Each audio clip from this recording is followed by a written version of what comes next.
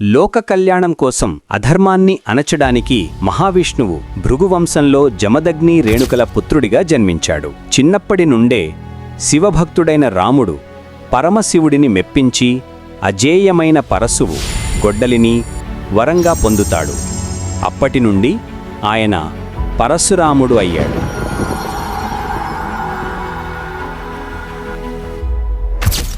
ఆకాశంలో ఎగురుతున్న రథం. కార్తవీర్యార్జునుడు తన సైన్యంతో కలిసి వేట కోసం అడవికి వస్తాడు. అలసిపోయిన సైన్యం జమదగ్ని ఆశ్రమానికి చేరుకుంటుంది. మునివర్య, మా సైన్యం ఆకలితో ఉంది. ఈ అరణ్యంలో మాకు ఆహారం లభించడం అసాధ్యం. రాజుగారు, చింతించకండి.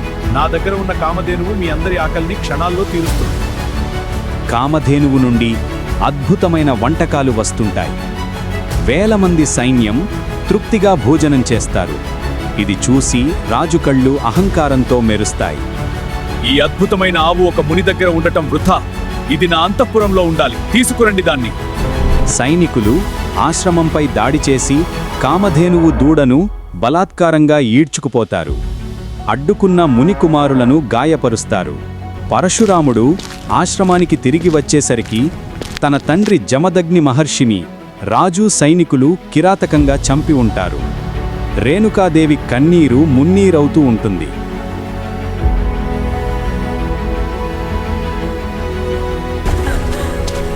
ఏమైంది తల్లి? రామా, నీ తండ్రిని ఆ దుర్మార్గులు బలి తీసుకున్నారు. 20వ బాధతో నెరిచాను. ఈ లోకంలో ధర్మం చచ్చిపోయింది నాయనా.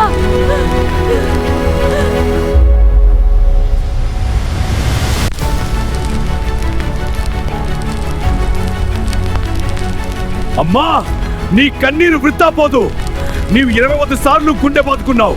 అందుకే 21 సార్లు భూమి చుట్టూ తిరిగి క్షేత్రేయులు అందరినీ సంహరిస్తాను. పరశురాముడు ఒంటరిగా మహిష్మతి నగరంపై దాడి చేస్తాడు.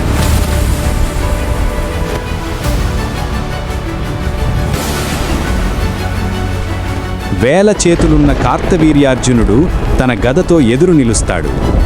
ఒక సామాన్య బ్రాహ్మణుడివి. నా 1000 చేతుల బలం ముందు నీ ఒక చీమ వంటి వాడివి. నీ 1000 చేతులు నీ పాపాలను మోస్తున్నాయి. ఆ చేతులే నీ మరణానికి దారి తీశాయి. పరశురాముడు గాలిలోకి ఎగిరి తన పరశువుతో రాజు చేతులను ఒక్కొక్కటిగా నరుకుతుంటాడు. రక్తం ఏరులై పారుతుంటే రాజు భయంతో వణికిపోతాడు. చివరికి శిరశ్ఛేదం జరుగుతుంది. 21 సార్లు భూమండలాన్ని చుట్టి వచ్చిన పరశురాముడు తన ఆయుధాన్ని సముద్రంలోకి విసిరివేస్తాడు. మహేంద్రగిరి పర్వతాలపై తపస్సుకు వెళ్ళిపోయాడు. ఆయన చిరంజీవి. కలియుగ అంతంలో కల్కి అవతారానికి గురువుగా మళ్లీ మన ముందుకు రాబోతున్నాడు.